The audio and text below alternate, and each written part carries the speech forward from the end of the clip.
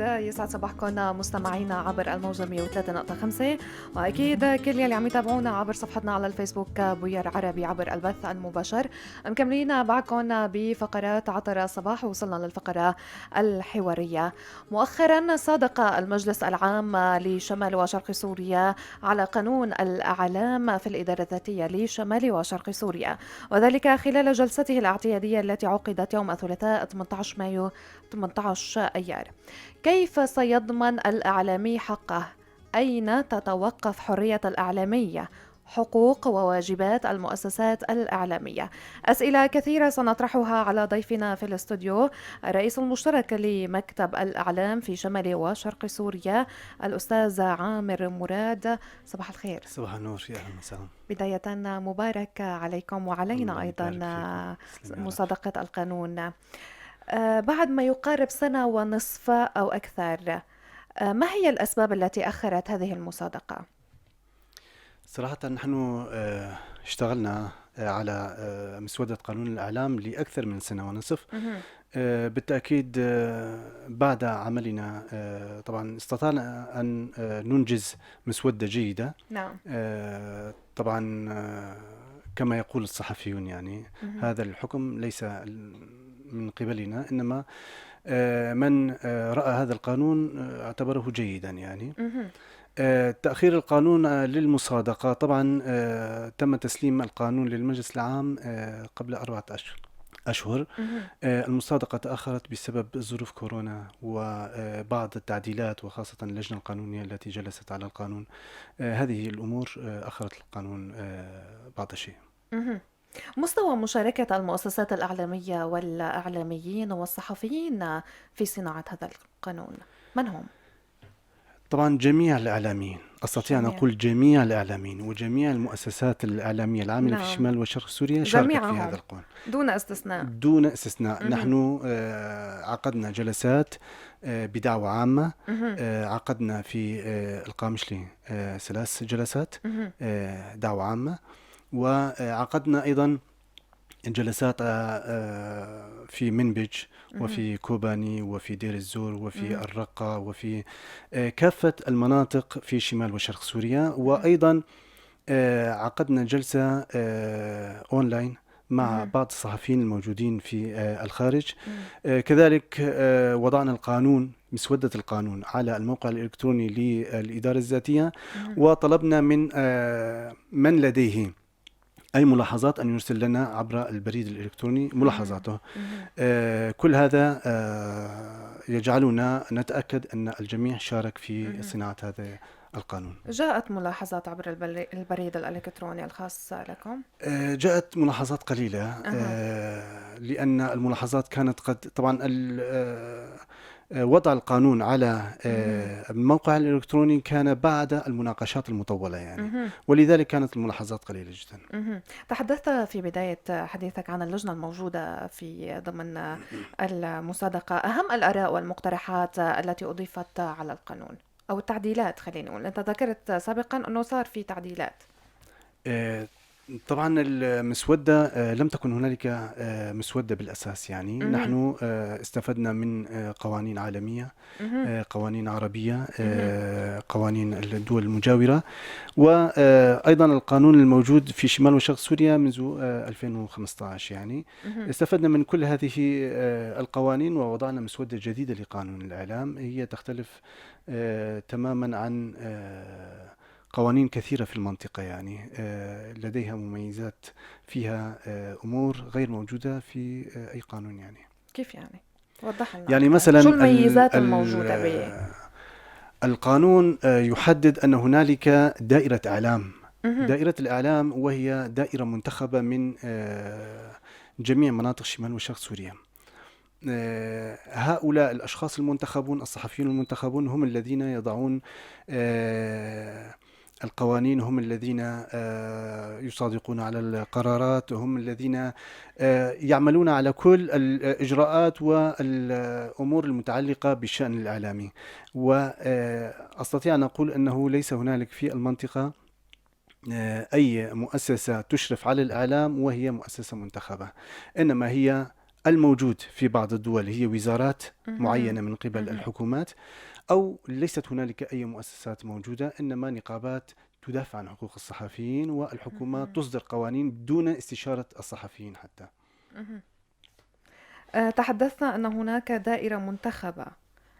متى انتخبت؟ يعني هلأ هي موجودة على رأس عملها، انتخبت ولا أنه لسه لا قيد بالتأكيد، التنفيذ؟ لا بالتأكيد مع مهم. صدور القانون مهم. سوف نعمل الآن على آه، طبعا انتخاب. انتخاب، مهم. طبعا إجراء انتخابات في كافة الإدارات الذاتية والمدنية في شمال وشرق سوريا. مهم. في كل إدارة سوف يجتمع الصحفيون الموجودون في تلك الإدارة كافة، جميع العاملين في تلك المؤسسات الإعلامية في تلك المناطق، وسوف ينتخبون شخصا يمثلهم في هذه الدائرة. مذكور بضمن القانون هناك 7 ممثلين عن الإدارات المدنية والموجودة في الإدارة الذاتية أيضا على م. ما أعتقد. م. سيتم انتخابهم ضمن طبعا هي تص... 7 إدارات ذاتية آلية ومدنية. آلية النقاش التي جرت وعملية التصويت على القانون القانون. في المجلس العام. نعم. بالتأكيد المجلس العام لديه لجنة قانونية مهم. تجلس على القانون وتقوم بمناقشة القانون من الناحية القانونية يعني. مهم. جلست هذه اللجنة وحددت النقاط القانونية التي هي بحاجة إلى تعديل، مهم. وثم أحيلت المسودة إلى المجلس العام. المجلس العام طبعا فيه مجموعة من الأشخاص المنتخبين الممثلين للإدارات الذاتية والمدنية. مهم. بالتأكيد كانت هنالك ملاحظات إلى حد ما نستطيع أن نقول إنها قليلة، نتيجة عدم تخصص معظم الموجودين في المجلس العام بالشأن الإعلامي يعني. مهم. هم أشخاص منتخبون لمجمل لإثارة مجمل أو الدفاع عن مجمل القضايا الموجودة في المنطقة، وليس بالتحديد. معناتها لقيته عرقلة بهذا الموضوع، خلينا نقول طالما انه انت ما كان في مختصين، خليني اقول ما كان اكيد في اكيد مختصين واجهتوا فما لقينا لا مشاكل. ما واجهنا اها. مشاكل، بالعكس القانون اها. اللي نحن انا بالنسبة فوتناه على لكم المجلس لقانونكم كان إيه تمام. تمام مشي اها. مثل ما هو يعني. والنقاش كان تمام. إيه أكيد. اها. يتألف قانون الأعلام من 7 أبواب، لو تشرح لنا ما هو المهم في تلك الأبواب. طبعا دائما الأبواب كلها مهمة، اها. ليس هنالك باب أهم من آخر. اها. الأبواب بنظرك. يعني صراحة التعاريف تأتي مهمة. اها. يعني يجب أن نعرف من هو الإعلامي، يجب أن نعم. نعرف ما هي المؤسسة الإعلامية، يجب أن يعلم الجميع ما هي السياسة التحريرية. هذه اها. الأمور هي مهمة أيضا، ولكن ربما نعتقد ودائما الصحفيون أو أي شخص عندما يفكر بقانون يفكر بالحقوق والواجبات يعني. نعم. هي من أهم الأبواب الموجودة في القانون يعني. أوضحتم أن قانون الأعلام في مجمل مواده هو عن الحقوق والواجبات المترتبة على الوسائل الإعلامية، هذا كنا عم نحكي. برأيك ما هي الحقوق التي يجب أن يحصل عليها الإعلامي في المنطقة خصوصا، وهل قدمت له من خلال قانونكم؟ طبعا من حق الصحفي أن يعمل بحرية، من حق الصحفي أن يحصل على المعلومة التي يريدها، مهم. من حق الصحفي أن يتحرك بأريحية، من حق الصحفي أن ينتقد، من حق الصحفي أن ينجز مادته الإعلامية كما يراها. كل هذه الحقوق مصانة في هذا القانون. بالتأكيد هذه الحقوق تترتب عليها أيضا واجبات، يعني الواجبات هي حماية المجتمع، حماية أخلاقيات المجتمع، مهم. الالتزام الصحفي بمواثيق الشرف الصحفية. هذه الأمور أيضا يجب أن يلتزم بها الصحفي. الإعلام. في الباب الثالث من القانون تحدثتم عن تشكيل دائرة الإعلام وهيكليته. لو توضح لنا مهام الدائرة وآلية عملها، يعني من هم الأشخاص الذين سيديرون الدائرة؟ هل هم إعلاميين أم تم اختيارهم سابقا؟ لا بالتأكيد نحن تحدثنا عن دائرة الإعلام. دائرة الإعلام هي عبارة عن 9 أشخاص. الرئاسة المشتركة لدائرة الإعلام مهم. وهي طبعا تعين من رئاسة المجلس التنفيذي لشمال وشرق سوريا. مهم. وهنالك 7 أشخاص كما قلنا منتخبون من الإدارات الذاتية والمدنية من قبل نعم. الصحفيين يعني. مهم. هؤلاء ال9 أشخاص طبعا يجتمعون شهريا لمرة أو مرتين. مم. خلال هذه الجلسات يناقشون جميع الرخص المقدمة، جميع المهمات المطلوبة للصحفيين، جميع هذه الأمور المتعلقة بالصحفيين، المشاكل، الاحتياجات، كل هذه الأمور المتعلقة بالشأن الإعلامي هم يقومون بدراستها ووضع القرارات المناسبة لها. مهم. المواصفات الفنية لمنح وثيقة التسجيل الخاص بالوسائل الإعلامية، وما هي تكلفة الرسوم؟ طبعا الرسوم تختلف من وسيلة إلى أخرى. نعم. هنالك الصحيفة، هنالك الإذاعة، هنالك صحيح. محطات البث، هنالك يعني تلفزيون. وسائل صح. كثيرة يعني. طبعا الشروط، طبعا نحن في شمال وشرق سوريا نفتح المجال لعمل الوسائل الإعلامية، ودعونا في طبعا ببداية تأسيس مكتب الإعلام دعونا كافة الوسائل في العالم لأن تتواجد على الأرض مهم. وأن تعمل في شمال وشرق سوريا، لأننا بحاجة إلى إعلام ينقل همومنا ومشاكلنا إلى الخارج. طبعا لذلك الشروط هي مخففة جدا، يعني نحن لا نطالب بشروط قاسية يعني كما هو موجود في بعض الدول. يعني بعض الدول هنالك صفحات وصفحات مليئة بالشروط التي يجب أن تعمل عليها المؤسسة لكي ترخص أو تسجل، نحن نسميه تسجيل، مهم. تسجل في مناطقها. ولكن نحن فقط نطلب طلبا للتسجيل مع ثبوتيات الشخص الذي سوف يحصل على الامتياز بالتسجيل يعني. مهم. شروط مخففة جدا يعني لأننا كما قلنا نرغب في أن يكون هنالك إعلام قوي في المنطقة نستفاد منه جميعا. مهم. بالمادة رقم 8 رقم 14 العمل على رفع مستوى التأهيل المهني والتدريب الإعلامي للعاملين في جميع الوسائل الإعلامية، هذا ما جاء في البند رقم 14 في المادة رقم 8. ما هي مدى جاهزيتكم لهذا الأمر؟ هل لديكم إعلاميين أكاديميين وخبراء لإقامة دورات تدريبية لرفع المستوى المهني؟ طبعا هذا البند من اختصاص مكتب التأهيل والتدريب مهم. الذي هو جزء من هيكلية دائرة الإعلام. مهم. طبعا هذا المكتب سوف يعمل على أعطاء تدريبات وفتح ورشات وإقامة دورات كثيرة في هذا المجال، سواء طبعا لجميع الصحفيين العاملين في شمال وشرق سوريا. طبعا بخصوص المدربين لدينا كفاءات قليلة جدا في المنطقة، ولكن هنالك تنسيق ومقدرة لدينا على التعاون مع مدربين في الخارج يعني. مهم. وخاصة عندما قمنا بزيارة إلى إقليم كردستان العراق اتفقنا مع عدة جهات لتدريب كوادر تستطيع أن تقوم بهذه التدريبات. وأيضا على المستوى العالمي هنالك مؤسسات مستعدة لتقديم التدريب إيمتى يعني. رح يصير هذا التدريب؟ بالتأكيد مع صدور القانون سوف تبدأ كافة هذه المكاتب بالعمل يعني. مهم. سيتم اختيار إعلاميين معينين أم أنتم يعني أنه رح تفتحوا المجال لكل الإعلاميين يلي بحب يتقدم للدورة التدريبية يتفضل؟ بالتأكيد هنالك برنامج سوف يكون، هنالك مهم. خطة عمل مهم. لهذا المكتب. طبعا هنالك مثلا على سبيل المثال هنالك منظمات تقدم التدريب في المنطقة، ولكن هذه صحيح. حتى هذه تدخلنا فيها وأكدنا على أن هذه تدريبات دون المستوى المطلوب يعني. مهم. وقريبا سوف يصدر تعميم بهذا الخصوص يعني. المنظمات التي تعمل في المنطقة وتقدم دورات تدريبية دائما تركز على المبتدئين، مهم. وبذلك ترفض الواقع الإعلامي بإعلاميين عديمي الخبرة. مهم. نحن طلبنا من هذه المنظمات أن ينسقوا مع المكاتب الإعلامية الموجودة في الإدارات الذاتية والمدنية بغرض إعطائهم فكرة عن الاحتياجات الإعلامية الموجودة في تلك المنطقة. مهم.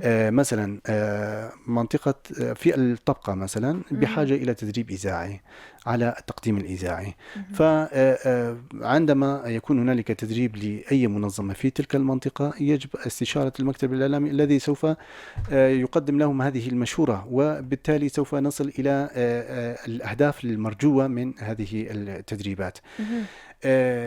إذن نحن بحاجة إلى تخطيط في هذا المجال. أيضا مهم. نحن لدينا 1154 صحفي عامل في المنطقة. مهم. هؤلاء جميعا بدون استثناء يحتاجون مهم. إلى تدريب، مهم. ولذلك فيجب أن يكون هنالك مخطط واضح مهم. وبرنامج عمل واضح لهذا الأمر.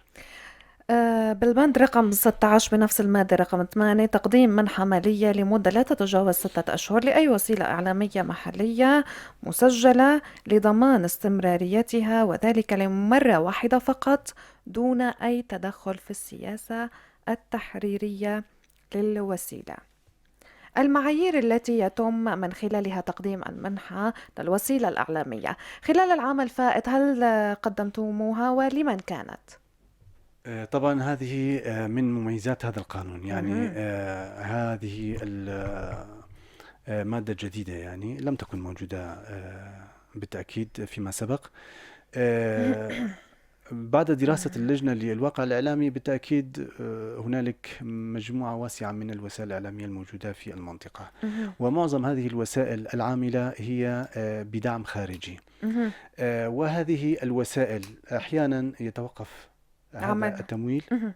بشكل فجائي، صحيح. وهذا الأمر يؤدي بخسارة المؤسسة لموظفيها أو إيقاف العمل نهائيا في تلك المؤسسة. مهم. وبعض هذه المؤسسات تكون لها تاريخ، يكون لها تاريخ جيد يعني وطويل يعني في العمل. فهذه المادة جاءت لمساعدة هذه الوسائل على الاستمرار لفترة محددة ريثما تحصل على منحة مالية جديدة من منظمة سواء داخلية أو خارجية يعني. وطبعا أكدنا على أن هذه المؤسسات يجب طبعا بالنهاية سوف يكون هنالك لائحة تنفيذية لهذا القانون تحدد هذه الشروط التي نتحدث عنها، ولكن مهم. بالمجمل وعلى العموم هنالك الوسائل التي سوف تحصل على هذه المنحة هي الوسائل التي عملت فترة طويلة يعني. مهم. ليس من المعقول أن تكون هنالك وسيلة تعمل لستة أشهر ثم يتوقف التمويل ثم نقوم بتقديم هذه المنحة لها. مهم. إنما المؤسسات التي لها تأثير مهم. والتي عملت في المنطقة منذ فترة طويلة، مثلا مهم. ولنفترض لمدة 5 سنوات، مهم. هذه طبعا أنا أفترض لأن اللائحة التنفيذية لم تصدر بعد. مهم. نفترض أن هنالك مؤسسة تعمل لمدة 5 سنوات ولديها كوادر جيدة يعني هون لا وتقدم. خليني اقول انه هلا انتم لسه ما عندكم معايير، أكيد لسه انتم ما أكيد عندكم حاطين ضمن القانون لا المعايير طبعا، يلي بدكم هذا تقدموه. القانون سوف تصدر خلال مدة شهرين اها. لائحة تنفيذية تحدد كافة الشروط، وهنالك الكثير من الأمور الغامضة في اها. القانون. مثلا نعم. تحدثنا عن الصحفي الفريلانسر، من هو امم. هذا الصحفي؟ يجب أن نحدد يعني. صحيح. هنالك أمور كثيرة اها. غامضة، أو هي فضفاضة. مثلا خطاب الكراهية، خطاب الكراهية هو يعني مصطلح فضفاض. إذا ما هو خطاب الكراهية؟ أنا كسلطة اها. أستطيع أن أعاقب أي وسيلة، أخالف أي وسيلة إعلامية في المنطقة على أنها تثير خطاب الكراهية الخطاب والتحريض القضية والتحريض وهذه الأمور. مهم. لذلك لكي نحصر هذه الأمور ببعض المعايير مهم. يجب أن يكون هنالك لائحة تنفيذية تتضمن كافة الشروط والمعايير مهم. والحدود مهم. لهذه المصطلحات الفضفاضة أو الأمور الأخرى. مهم. نتمنى تكون المعايير تعمم على جميع المؤسسات بالتأكيد الإعلامية، بالتأكيد. ويعني يتم تقديم المنحة لكل الوسائل الإعلامية طبعا بالعدل. عليك عندما تطبق قانونا يجب أن تكون عادلا. بشأن مهمة لمزاولة العمل الصحفي والبطاقة الهوية الصحفية، هل لديكم خطط لمنح بطاقات صحفية أو هوية صحفية للعاملين في شمال وشرق سوريا بدلا من المهمة الصحفية؟ يعني أنا اليوم ما بدي أحمل مهمة، أنا اليوم أنا إعلامية إلي 3 سنين بمنطقة شمال وشرق سوريا، أنا يفترض أني أحمل هوية إعلامية وليست مهمة صحفية. طبعا نحن أصدرنا المهمات الإعلامية، والمهمات مهم. الإعلامية أصبحت في متناول جميع الصحفيين تقريبا مهم. يعملون بها. البطاقة الصحفية صراحة هي عادة هي بطاقات خاصة بالنقابات. مهم. يعني النقابات هي التي تمنح البطاقات هلا الصحفية. انه شوي قلت لي ما في نقابات، نحن عنا لا، دائرة. ما قلنا ما لا، في نقابات. قلت انه نحن عنا تمييز عن القانون، انه نحن عنا دائرة اعلام مم. بتحمي الاعلامي من وتعطيه حقوقه وواجباته، طبعا وايضا ايه تمام. دائرة الإعلام ايه. هي المؤسسة الرسمية، مهم. ولكن هنالك نقابات لدينا في المنطقة، مهم. نقابتين مسجلتين، يعني صحيح. اتحاد الإعلاميين اتحاد الإعلام الحر، حر. وشبكة الصحفيين الكرد كرد السوريين أيضا. صحيح. هؤلاء الاثنين يعملان في المنطقة، هذه مهم. النقابات. من حق هذه النقابات أن تعطي بطاقات صحفية، مهم. ولكن نحن كجهة تنفيذية نحن نقدم المهمات للعمل. ايوه. لذلك طبعا يجب أن تكون هنالك. طبعا نحن الآن لسنا ب يعني وارد أن يكون هنالك بطاقات صحفية، لأن الواقع الإعلامي صراحة هو إلى حد كبير. كما قلنا الآن هنالك مجموعة واسعة من الصحفيين ولكن دون خبرة يعني. صحيح. بالتأكيد تلزم هذه الاتحادات والنقابات أيضا نعم. أن يكون لديها معايير مهم. حقيقية لاختيار الصحفيين ومنحهم البطاقة الصحفية. مهم. هم يقدمون بطاقات صحفية، واتحاد الإعلام أعتقد لديه بطاقات صحفية يعني. مهم. للإعلام حرية العمل ضمن أي مؤسسة إعلامية أخرى بعد انتهاء أو فسخ العقد الذي كان يعمل بموجبه سابقا. لنتوقف هنا قليلا، هل لديكم اطلاع على عقود المؤسسات الإعلامية التابعة للإدارة الذاتية وأيضا عقود المؤسسات المستقلة في المنطقة؟ هناك مؤسسات تشترط على الإعلامي في حال تم فسخ العقد أو انتهى العمل لا يسمح له باستمرار عمله الإعلامي إلا بعد مرور 6 أشهر. بالتأكيد هنالك طبعا هذا البند لم يأتي جزافا يعني. مهم. هذا البند جاء نتيجة لنكن صريحين أنه هنالك بعض المؤسسات التابعة للإدارة الذاتية أو المقربة من الإدارة الذاتية، عندما يخرج الإعلامي منها يمنع من العمل لمدة لمدة 6 أشهر أشهر نعم. في أي وسيلة إعلامية أخرى. صحيح. وبالتحديد هذه المادة جاءت لأجل وسائل معينة مهم. تعمل بوفق هذا النظام. لذلك هذا القانون يضمن للصحفي عند انتهاء مدة عقده أن يعمل في أي وسيلة، وليس لأي وسيلة إعلامية احتكار عمله ما بعد تركه للعمل مهم. ما بعد انتهاء العقد يعني. مهم. هناك انتقادات صحفية بشأن التصاريح الإعلامية وبتغطية المعارك والاشتباكات، فنذكر أخيرا ما حصل في حارة طي. هناك من قام بتغطية الأحداث من البداية إلى النهاية، وهناك من لم يسمح له بالدخول. طبعا نحن بالتأكيد نتقبل هذا النقد، مهم. ونقول بأن ما هو سابق عن القانون أمر، ما قلنا وما علاقة فيه. هو يعني استفدنا منه كثيرا، لكم عم تعملوا نستفاد منه. أكثر من سنة ونص يعني وفي يس اتحاد تمت إعلام المصادقة. حر وفي نحن نتحدث مهم. عن دائرة الإعلام مهم. التي تمت المصادقة على قانونه مهم. منذ أيام. مهم. آه. ولذلك ما بعد هذا القانون يجب أن يكون مغايرا تماما لما هو قبل القانون، ولدينا إجراءات أيضا مهم. بهذا الصدد لأجل توزيع يعني العدل على كل المؤسسات في لتطبيق حيث هذا القانون لتطبيق هذا بجميع مواده. عاجلا، أن يكون بالتأكيد عادلا. بالتأكيد إن كان نحن منح إن كان منح منحة، أكيد يعني مثل ما بيقولوا بالعامي من آل البيت، لا ما عاد في من آل أكيد البيت، لا، رح توزع على كل المؤسسات بالتأكيد الإعلامية إن كانت مستقلة وإن كانت تابعة بالتأكيد. للإدارة الذاتية، وسيتم تكريم ال- الإعلاميين إن كانوا تابعين للإدارة الذاتية أو طبعا كانوا مستقلين. المؤسسات التابعة للإدارة الذاتية نعم. هي عبارة عن تلفزيون روجافا، وروناهي. والموقع لا، أو مهم. الموقع الإلكتروني للإدارة الذاتية لشمال وشرق سوريا أها. فقط. هذه هي المؤسسات الرسمية التابعة، كلمة التابعة للإدارة إدارة الذاتية. ذاتية. باقي المؤسسات هي مؤسسات مستقلة أها. نتعامل معها يعني بعدل، أها. جميعها لدينا هي على نفس السوية يعني.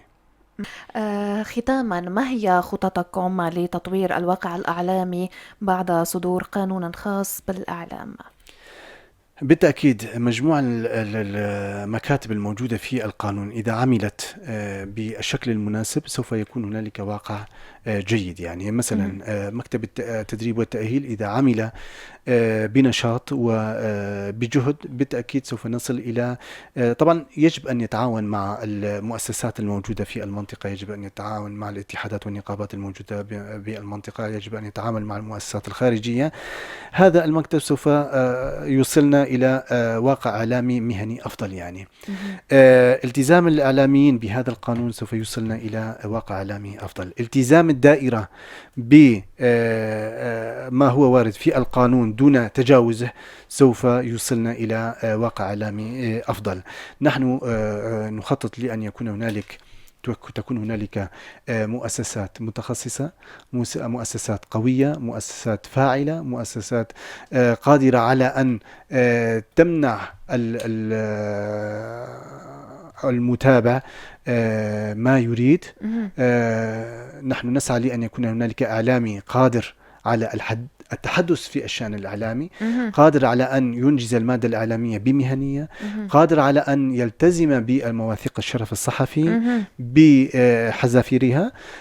نحن نسعى لأن يكون هنالك تعاون بين الإعلاميين ودائرة الإعلام. مهم. نحن نسعى لأن نأخذ أحيانا يعني أصل إلى هذه الدرجة أن نأخذ دور الاتحادات والنقابات المهنية العاملة في المنطقة، أي أننا ندافع عن حقوق الصحفيين ولكن لا نسمح أيضا للصحفي بانتهاك حقوق حقوق الآخرين. الآخرين. صحيح صحيح.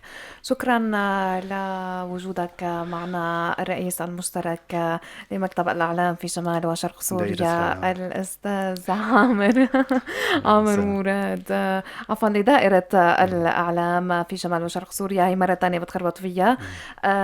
كنت معي ضيفا لطيفا ومتعاونا أيضا. إن شاء الله نكون نحن كمان خفيفين الظل عليك كنا بالأسئلة. طبعا بتشكركم تفضل. بتشكركم على هاللقاء، لأنه فعلا في نقاط كثيرة بالقانون لازم تتوضح، ويعطيكم ألف عافية. شكرا كتير لوجودك معنا. مكملين معكم ولكن بعد هالفاصل.